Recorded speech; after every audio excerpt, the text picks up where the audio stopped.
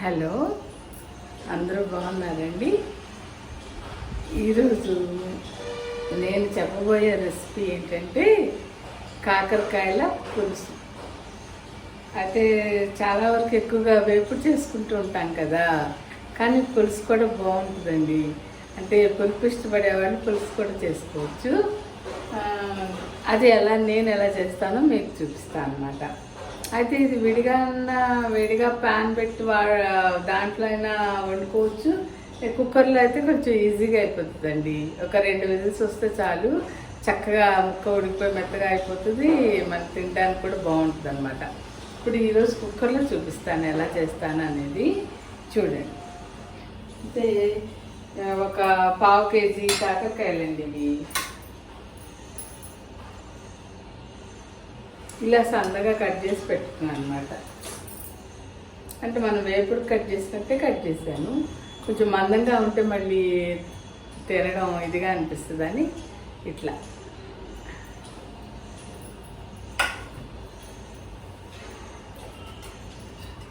Oil వేద్దామండి. వేడెక్కింది.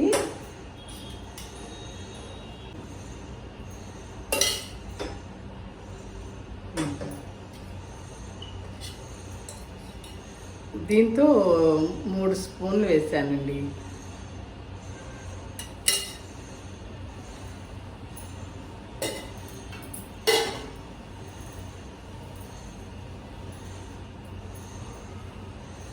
అయితే కాకరకాయ షుగర్ పేషెంట్స్ కూడా మంచిది అంటారు కదా. వారానికి ఒకసారి అయినా వండుకుంటేనే మంచిది. కాకరకాయ అందరికీ మంచిది, షుగర్ వాళ్ళకైతే ఇంకా మంచిదని చెప్తారు. అయితే దీంట్లో వేసే తాలింపు దినుసులు చూపిస్తానండి. ఒక ఎండుమిరపకాయ వేసాను. కొంచెం ఒక 1/2 స్పూన్ కంటే కొంచెం తక్కువే మెంతులు, ఒక 1/2 స్పూన్ ఆవాలు, 1/2 స్పూన్ జీలకర్ర, 2 వెల్లుల్లిపాయలు ఇలా చిప్పి వేసాను అన్నమాట. ఇది వేద్దాం ఇప్పుడు తాలింపులో. అయితే ఇంగువ కూడా కావాలి కదండి మనకి.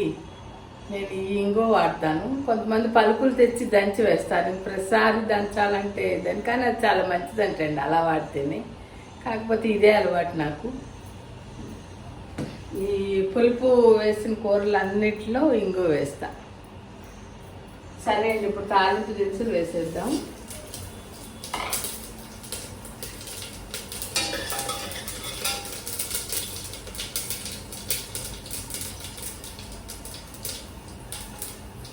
కరివేపాకు,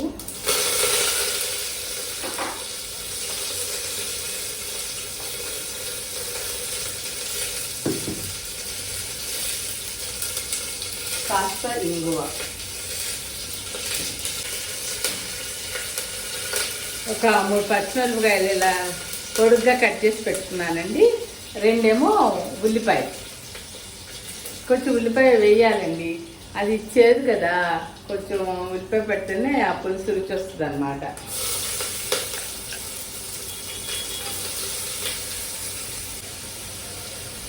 ఇంకా కలుపు ఉంది వేస్తున్నాను. గలుపు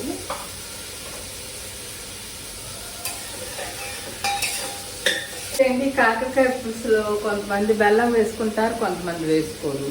బెల్లం అలవాటు లేని వాళ్ళు మానేయచ్చు. కాకపోతే ఈ పులుపుకి కొంచెం బెల్లం పడితే రుచిగా ఉంటుంది కాకరకాయ పులుసు. ఇది బెల్లం అండి. దీన్ని కొంచెం కట్ చేస్తాను.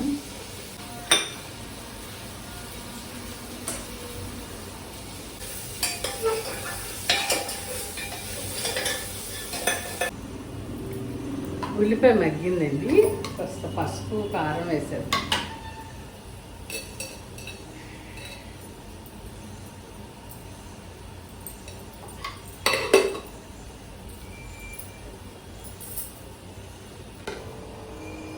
ఒక స్పూన్ కారం వేస్తున్నాను.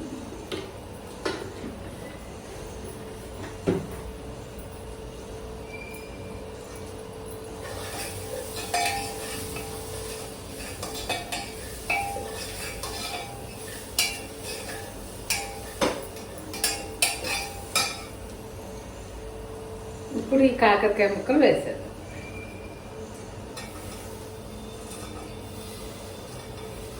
అయితే దీంట్లోకి ఇంత చింతపండు అండి, ఇదిగోండి. అంటే ఇది నాని కొంచెం ఇంత అయింది కానీ కొంచెం తక్కువే అన్నమాట. ఈ చింతపండు తీసుకొని నానబెట్టాను. అంటే మన వండే దాన్ని బట్టి పావుకింత అంత వేస్తే చాలు. చింతపండు నానబెట్టి ఉంచుకున్నాను. కాస్త ఇవి నూనెలో కాకరకాయ ముక్కలు వేగిన తర్వాత మనం చింతపండు పులుసు పోస్తుంది. అదే మనం విడిగా గిన్నెలో వండితే వెంటనే చింతపండు పులుసు పోయకూడదు. విడిగా నీళ్ళు పోసి ఉడికించి కాకరకాయ ఉడికినాక చింతపండు పులుసు పోయాలి. ఇది డైరెక్ట్ కుక్కర్లో వేస్తున్నాం కదా, చింతపండు పులుసు కూడా పోసేసి 2 విజిల్స్ రానిస్తే ఇంకా రెడీ అయిపోతుంది అండి. కూర ఈజీగా అయిపోతుంది అన్నమాట. ఇంట్లో కొద్దిగా బెల్లం వేస్తానని చెప్పాను కదండి. ఇది కొంచెం బెల్లం తూరి పక్కన పెట్టుకున్నాను కడిగేసి. ఇది చివర్లో వేద్దాం.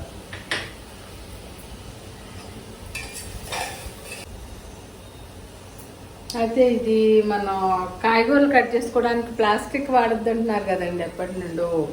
ఇది నేను తీసుకుని కూడా చాలా సంవత్సరాలు, ఒక 4-5 ఏళ్ళ పైన అయిపోయింది. ఇది చెక్కదనమాట. చెక్కదాని మీద కట్ చేస్తున్నాను కూరగాయలు. ప్లాస్టిక్ కొంచెం కట్ చేసేటప్పుడు ఆ కటింగ్లో కొంత ప్లాస్టిక్ కూడా మనం ఆ కూరగాయలు ఉల్లిపాయ ముక్కల్లో కలుస్తుందని చెప్తున్నారు కదా.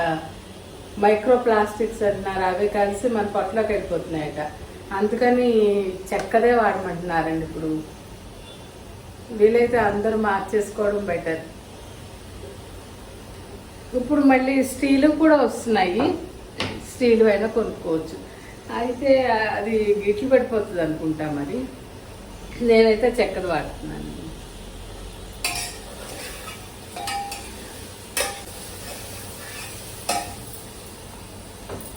ఇప్పుడు చింతపండు రసం పోసేద్దామండి. పిండేసి వేద్దాం.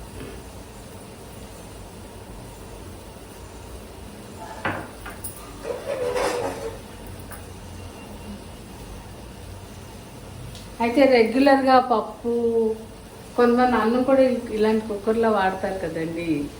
అయితే రెగ్యులర్గా వాడే వాటిని స్టీల్ వాటిలో వాడితేనే మంచిది అంటున్నారు. మనం జర్మన్ సిల్వర్ వాడద్దు అంటున్నారు కదా. ఎప్పుడైనా ఒకసారి అయితే పర్వాలేదు. మనం కుక్కర్లో ప్యాన్ కూడా ఉంటుంది కదా, అది కూడా అది అల్యూమినియందే ఉంది నా దగ్గర. ఎప్పుడైనా మటన్ అవి వండినప్పుడు దాంట్లో వండుతాం. కానీ రెగ్యులర్గా మామూలుగా ఆకుకూర పప్పులు, పులుసులు అన్నీ దీంట్లోనే పెడతానండి. ఇది స్టీల్ కుక్కర్ వాడమంటున్నారు కదా. స్టీలే మంచిది అంటున్నారండి. ఇప్పుడు మళ్ళీ అన్నీ నాన్ స్టిక్ ఇవన్నీ పోయి ఇవే వస్తున్నాయి. కాకపోతే అవి మరి చాలా కొనేసాం కదా నాన్ స్టిక్వి. కాకపోతే ఆ పైన కోటింగ్ పోతే మాత్రం అసలు వాడకూడదంటే బాగున్నంతసేపు పర్వాలేదని అంటున్నారు నాన్ స్టిక్ వాటికి. ఇదైతే నేను ఇది రెగ్యులర్గా వాడతానని స్టీల్ది కొన్నాను అనమాట. మనకి విజయవాడలో అయితేనండి 1 టౌన్ మార్కెట్ బాగుంటుంది ఇలాంటి వాటిని కొనుక్కోవడానికి. ఇత్తడి కానీ, స్టీల్ కానీ, రాగివి కానీ ఏది కొనుక్కోవాలన్నా 1 టౌన్ వెళ్ళామంటే మనకి ఇంకా వేరే చోట ఎక్కడికి వెళ్ళినా 1-2 షాపులు ఉంటాయి. అక్కడైతే లైన్గా ఉంటాయండి షాపులు.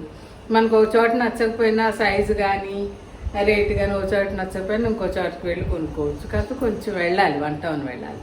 బాగుంటుంది షాపింగ్ 1 టౌన్లో.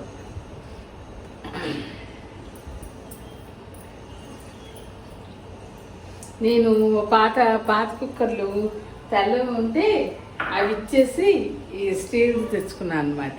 1 టౌన్లో తెచ్చాము.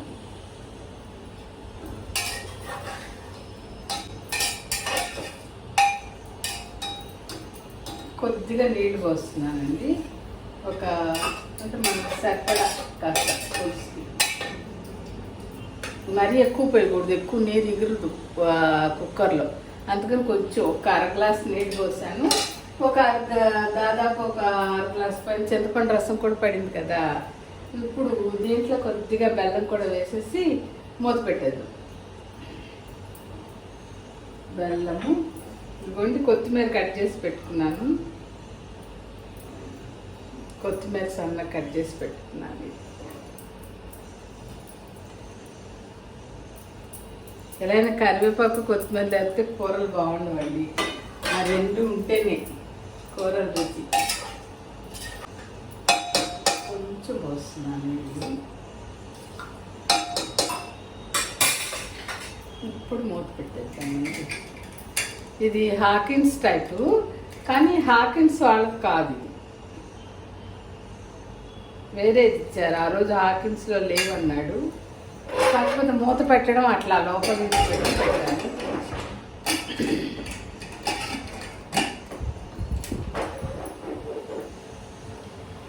అంతేనండి, మన కూర ఇంకా 2 విజిల్స్ వస్తే రెడీ అయిపోయినట్టే.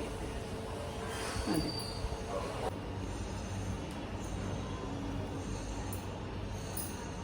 ఇదిగోండి, మన కాకరకాయ పులుసు రెడీ అయిపోయింది. 2 విజిల్స్తో అయిపోతుందండి కుక్కర్లో. ట్రై చేసి చూడండి, బాగుంటుంది. పులుసు అంటే పులుపు ఇష్టపడేవాళ్ళు చేసుకుని తినొచ్చు అన్నమాట. ఓకే అండి.